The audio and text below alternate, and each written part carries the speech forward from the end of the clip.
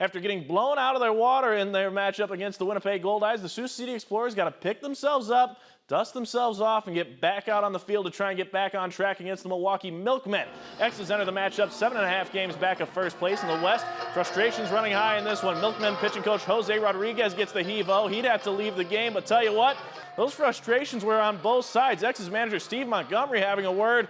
Mongo would remain in the matchup, though. To the action on the base pass. X is down 3, bottom of the 5th. Ozzie Martinez at the plate, and the Wizard of Oz sneaks a ground ball through the infield. That brings in John Nagowski, and it's 8-6 now. Same inning, bases loaded for Cameron Cannon, who sends a shot deep to left center field. It's got a chance. It'll rattle off the wall, though. 2-run score.